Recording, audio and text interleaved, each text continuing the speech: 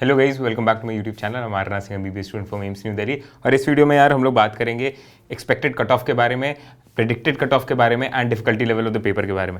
यार आज कुछ ज़्यादा ही सुपर बिजी दिन था, बट येस मैं बस ये बताना चाहूँगा। मैं इंस्टाग्राम पे स्टूडेंट से फीडबैक कलेक्ट कर रहा था, कैसा उनका पेपर गया, कैसे कोर्स ने हेल्प की, क्वेश्चन बैंक, टेस्ट सीरीज ने। एंड एक स्टूडेंट है, she is a 3 year dropper. मैं अभी रीड कर रहा था उसका feedback, and she is a 3 year dropper. 656 score इस बार वो स्कोर कर रही है। कट ऑफ इस बार ऑलमोस्ट थोड़ा लो ही जाने वाला, मेरिट लो जाने वाली, क्योंकि पेपर का डिफिकल्टी थोड़ा ज़्यादा था। आप सब ने फील किया होगा, राइट? सो 656 स्कोर कर रही है, 3 साल की dropper. And it is a amazing feeling कि यार उसको मैंने हेल्प कर पाई। फ्लैश कार्ड यूज़ किया, क्वेश्चन बैंक उसने यूज़ किया। मैं कंप्लीट आपको वो बताऊंगा कैसे किन किन स्टूडेंट्स ने क्या क्या कमोडिटी यूज़ की और कैसे इंप्रूव किया, राइट? एंड येस 350 करीब उसके बायोलॉजी में आ रहे हैं, जो कि बहुत अच्छी बात है। चलिए इस टॉपिक पे आते हैं, cut off and difficulty level क्या है। तो पहली चीज़ यार, कट ऑफ ये एक्सपेक्ट किया जा रहा है 600 to 610 मार्क्स मेरे साइड से, ठीक है? और मेरी टीम ने जो एनालिसिस किए उसके हिसाब से, ठीक? क्योंकि पेपर में कुछ नुआंसेस है जो मैं आपको बताना चाहता हूँ, फटाफट बता देता हूँ, ठीक? लैंग्वेज बहुत इंपॉर्टेंट थी इस बार पेपर में। क्यों? क्योंकि स्टूडेंट्स को ना काफ़ी केयरफुली रीड करना पड़ा। क्वेश्चन टच एंड गो वाले नहीं थे यार, आपने देखा होगा क्वेश्चन लंबे थे। नीट 2020 का आप पेपर उठा के देखो, उसमें सिंपल स्ट्रेट फॉरवर्ड क्वेश्चंस थे, एक एक लाइन में खत्म हो जा रहे थे यार। इस बार लंबे क्वेश्चंस थे, ठीक है? 4 लाइन के क्वेश्चन थे, 3 लाइन के क्वेश्चन थे, और ऑप्शन भी बड़े बड़े थे, ठीक? स्टेटमेंट 1 एंड स्टेटमेंट 2 टाइप वाले भी क्वेश्चन आए हैं इस बार। तो रीडिंग टाइम जाता है, और जितना रीड करना पड़ेगा आपको, जितने वर्ड्स होंगे उतना ओवर रीड, अंडर रीड करने के चांसेस होते हैं, इसलिए लैंग्वेज इंपॉर्टेंट हो जाती है। कई स्टूडेंट नॉट देखे ही नहीं। केमिस्ट्री में ऐसे ही क्वेश्चन थे जिसमें ऐसे ऐसे करके बीच में उसने ग्रेटर देन लेस देन कर दिया, ठीक है? आप एक्सपेक्ट करते हो ग्रेटर देन करके ऑप्शन दे, तो ग्रेटर देन लेस देन कर दिया, उसकी वजह से स्टूडेंट ने क्या की, गलती कर दी, ठीक है? ऑप्शन फिल करते समय, राइट? तो ये कुछ प्रॉब्लम्स हुए स्टूडेंट को। क्लोज ऑप्शंस यार क्या बताऊं, मतलब केमिस्ट्री में जिसने पेपर अटेम्प्ट किया ना वो रियलाइज किया होगा। एक क्वेश्चन था, मैंने नोट डाउन किया है, ठीक है? केमिस्ट्री का उसमें सुपर क्लोज ऑप्शन था, ठीक? आप देख सकते हो 219.2 219.3 करके ऑप्शन था, एंड कैलकुलेशन वाला था। तो उसके वजह से भी ये चीज़ एडअप होती है कि कट ऑफ थोड़ा ऊपर जाएगा, स्टूडेंट गलतियां करके आएंगे। क्वेश्चन 2 एनसीईआरटी बेस्ड था, ठीक है? पर टाइम मैनेजमेंट बहुत क्रूशियल था, क्योंकि सेक्शन बी था। कई स्टूडेंट्स जो मेरे को फीडबैक दिए हैं, राइट, उन्होंने ये कहा कि सभी क्वेश्चन पढ़ने के चक्कर में ना, क्योंकि सेक्शन बी के क्वेश्चंस देखो टफ थे, एंड उन क्वेश्चंस में से अगर आपको 5 भी क्वेश्चन करने हैं, ठीक है, जो आपके एक्स्ट्रा क्वेश्चंस हैं, उसमें आपको अगर 5 भी क्वेश्चन करने हैं, 10 भी क्वेश्चन करने हैं 15 में से, तो उसमें टाइम जा रहा था स्टूडेंट का। 5 क्वेश्चन छोड़ने तो कंफ्यूजन हो रहा था कि कौन सा छोड़े, राइट? और रीड करने में तो आपको टाइम जा ही रहा है, आप रीड कर रहे हो उसके बाद छोड़ रहे हो, राइट? तो टाइम मैनेजमेंट बहुत क्रूशियल था। इसलिए मैंने स्टूडेंट को पहले ही बोला था यार, पेपर अटेम्प्टिंग स्ट्रैटेजी में सेक्शन ए पहले कर लेना यार, सेक्शन बी में उलझोगे, परेशान हो जाओगे, क्योंकि उसमें आपको 5 छोड़ना, क्यों? वो रीड करना आपको, पहले सेक्शन ए कर लो, फिर सेक्शन बी पे जाओ, ठीक? फिर रीड केयरफुली यार, और ये चीज़ आप क्वेश्चन प्रैक्टिस करके ही सीख पाओगे। क्वेश्चन रीड करने की जो एबिलिटी होती है ना, वो आपको समझ में आएगा कितना इंपॉर्टेंट होती है जब आप एग्जाम से हॉल से बाहर निकलोगे। ऐसे समझ में नहीं आता, आपको लगता है ये सिली मिस्टेक होगी, नेक्स्ट टाइम मैं करेक्ट कर लूंगा, ठीक है? क्वेश्चन प्रैक्टिस नहीं करते हो, फिर आप नेक्स्ट अपने मॉक टेस्ट में वही गलतियां करते हो, क्वेश्चन प्रैक्टिस फिर नहीं करते हो, ठीक? सोचते हो बार बार करेक्ट हो जाएगी, नीट वाले दिन तो नहीं होगा, पर ये आपके सीनियर के साथ हुआ इस साल, और काफ़ी स्टूडेंट्स का स्कोर नीचे चला गया, करीब 30-40 मार्क्स कम चले गए, क्योंकि वो अच्छे से केयरफुली रीड नहीं कर रहे थे, ठीक है? अब मैं आपको क्विकली ये आपको बता देना चाहता हूँ कुछ पॉइंट्स, ठीक है? फिजिक्स के, केमिस्ट्री के एंड बायोलॉजी के कितना कट ऑफ मैं इंडिविजुअली एक्सपेक्ट करता हूँ, फटाफट बता देता हूँ। फिजिक्स में 120 to 130, मैंने यहाँ अपने आईपैड में लिख लिया है सभी कुछ, ठीक है? 120 to 130 will be a good score in physics, ठीक? लेंदी एंड कैलकुलेटिव क्वेश्चन थे, ठीक है? एसी से एक क्वेश्चन था जो 3 से 4 मिनट ले लेता, ये टीचर्स भी मेरे को बोल रहे थे, राइट? ग्रेविटी से एस्केप वेलोसिटी के क्वेश्चन, एक डिफिकल्ट एक इजी था। लॉजिक गेट के क्वेश्चंस इस बार सिंपल स्ट्रेट फॉरवर्ड नहीं था, आपको सभी केसेस इवैल्यूएट करने थे, इट टेक्स टाइम, ठीक है? फिर combination of mirror and lens वाला जो क्वेश्चन है, वो देखो इतना आसान नहीं होता सॉल्व करना प्रेशर में, कुछ ही स्टूडेंट कर पाते हैं। इसलिए इनफैक्ट इस बार मेरे को जो फीडबैक मिला यार, स्टूडेंट 350 355 से क्योर कर रहे हैं बायोलॉजी में, पर फिजिक्स में वही उनका नंबर जो है 135 120 तक गिर गया है।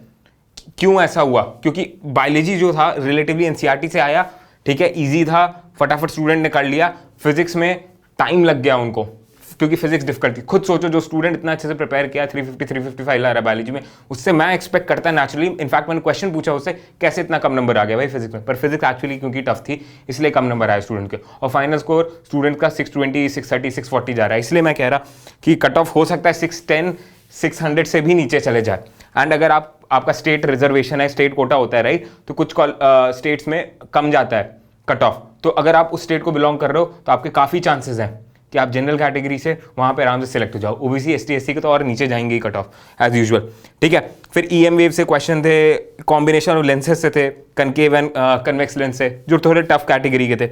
अब एनसीईआरटी के क्वेश्चन को देखो यार, मैं कितने बार बोला एनसीईआरटी पढ़ लो। एंड में मैंने अपने टेलीग्राम चैनल इमसोनियन एआरएस पे आपको एनसीईआरटी बेस्ड क्वेश्चन भी प्रोवाइड किए थे, पहले भी प्रोवाइड कर रखे थे। एंड में मैंने कंपाइल्ड पीडीएफ दी थी, एनसीईआरटी बेस्ड क्वेश्चन मैंने आपको दिए थे सारे। आपके एनसीईआरटी के जो इंटेक्स क्वेश्चन है उनको एमसीक्यू में कन्वर्ट करके, मैंने बोला था देखना क्वेश्चन आएगा, इस बार आया है। मैग्नेटिक इफेक्ट ऑफ करंट से एनसीईआरटी का सॉल्व एग्जांपल आ गया।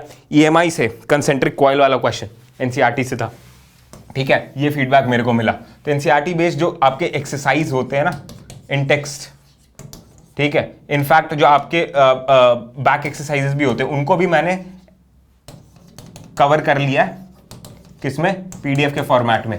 वो पीडीएफ कहाँ है? ऑलरेडी टेलीग्राम चैनल इमसोनियन एआरएस, इसका लिंक डिस्क्रिप्शन में दे रखा है, वहाँ पे मैंने प्रोवाइड कर दिया। फटाफट केमिस्ट्री की बात कर लेते हैं यार, ठीक है। 140 का कट ऑफ एक्सपेक्ट कर रहा हूँ केमिस्ट्री में। 140 कहने का मतलब है यार ऑलमोस्ट ये जो 140 का स्कोर है ना आपका +-5, it will be a good score, क्योंकि केमिस्ट्री में भी कुछ ऐसी चीज़ें थी जैसे इटार्ड रिएक्शन आना, वो थोड़ा आउट ऑफ एनसीईआरटी था उसका मैकेनिज्म, पर हाँ ठीक है वो सेक्शन बी में था, ठीक, तो वो स्टूडेंट स्किप कर सकते हैं। पर अच्छा स्टूडेंट जो होगा ना यार, अगर कहीं और उसको प्रॉब्लम हो रही तो इटार्ड रिएक्शन सही करके आ जाएगा, क्योंकि वो पढ़ा होगा अच्छे से डिटेल में, ठीक। एनसीईआरटी का सवाल देखो, बेरिलियम क्लोराइड का question, solid and vapour phase वाला, ठीक है। और ये ट्रीटियम का क्वेश्चन यार कि बीटा पार्टिकल वो जनरेट करता है हाइड्रोजन वाले चैप्टर से, एनसीईआरटी की डायरेक्ट लाइन है, कोई एक्सपेक्ट भी नहीं करता। इसलिए मैंने बोला था यार इनऑर्गेनिक आपको पढ़ना है, या तो आप फॉर्मूला शीट क्रिएट कर लो, सॉरी फॉर्मूला शीट नहीं फैक्ट शीट क्रिएट कर लो अपनी इनऑर्गेनिक केमिस्ट्री को, चिपका के उसको याद कर लो, ठीक है। और फ्लैश कार्ड से भी स्टूडेंट्स को बहुत हेल्प हुई, क्योंकि फ्लैश कार्ड एग्जैक्टली एनसीईआरटी की लाइंस को आपको बार बार रिपीट करके देता है, जिससे आपको याद हो जाती है, ठीक है। जर्कोनियम हैफनियम का क्वेश्चन एनसीईआरटी की लाइन से था।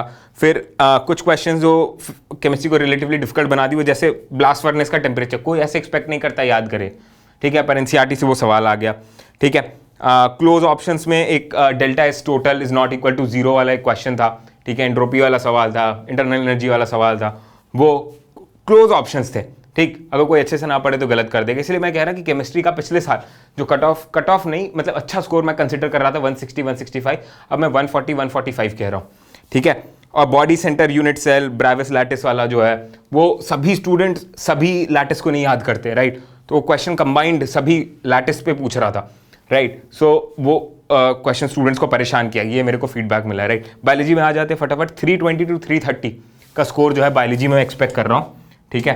320 to 330 का it will be a good score biology में। इस बार बायोलॉजी में याद रखना यार, टच एंड गो वाले सवाल नहीं थे, टच किया एंड भाग गए क्वेश्चन करके, ठीक है। बहुत कम क्वेश्चन थे ऐसे, 10-15 क्वेश्चन होंगे ऐसे, बाकी सब लंबे थे, कंसेप्ट लगाने वाले थे अगर छोटे क्वेश्चन है तो, ठीक है। और स्टेटमेंट वाले भी क्वेश्चन इस बार आए हैं, ठीक। जैसा आप एजर्शन रीजन में टिपिकल जो एम्स का पेपर मैंने दिया था अपने समय, उसमें एजर्शन रीजन के सवाल आते थे स्पेसिफिकली, इस बार स्टेटमेंट 1 and 2 करके दिया। एंड एजर्शन रीजन के फॉर्मेट में नहीं था कि whether the option B is correct explanation of A और not, but yes both the statement था correct, both the statement incorrect, तो उसमें काफी इवैल्यूएशन की जरूरत पड़ती है। सिंपल क्वेश्चन नहीं कि आप रीड करके तुरंत मार्क करके आगे बढ़ जाओगे, ठीक। तो लंबा क्वेश्चन गया एंड स्टूडेंट को जो टिपिकल टाइम लगता है ना बायोलॉजी में, ठीक है, कि मान लो 40 मिनट 45 मिनट्स में 90 क्वेश्चन कर लिए। इस बार तो चलो 100 क्वेश्चन रीड करने थे आपको, जिसमें से 90 अटेम्प्ट करने थे, पर ऐसा नहीं हुआ स्टूडेंट्स के साथ। 60 मिनट 65 70 मिनट स्टूडेंट्स को लगी, जिसकी वजह से उनका फिजिक्स कॉम्प्रोमाइज हुआ। तो टिपिकली ये वही मैं बोलूँ टाइम मैनेजमेंट का खेल था, इस बार बहुत क्रूशियल था।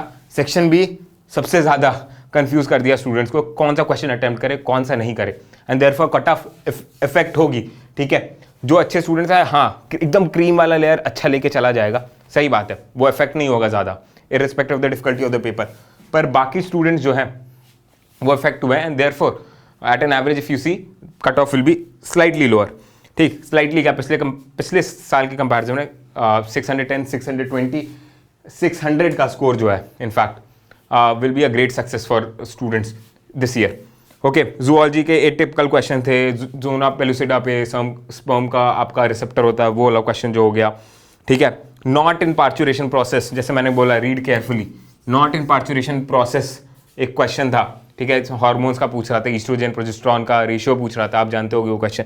उसमें कई स्टूडेंट गलत करके आए क्योंकि वो नॉट नहीं पढ़े और पहला ऑप्शन टिक करके आ गया, दूसरा ऑप्शन टिक करके आ गया, ऐसे कई क्वेश्चन थे, ठीक। तो क्वेश्चन थॉरो रीडिंग रिक्वायर कर रहे थे और वो स्टूडेंट्स अच्छा किए जो रेगुलरली क्वेश्चन प्रैक्टिस कर रहे थे। तो please students, free of cost आपके लिए क्वेश्चंस मेरे टेलीग्राम चैनल इम्सोनी आयर्स पे अवेलेबल है, आप वहाँ से क्वेश्चन प्रैक्टिस करते रहिए। एनसीईआरटी के सभी बैक एक्सरसाइजेस पीडीएफ फॉर्मेट में मैंने आपको प्रोवाइड कर दिए हैं।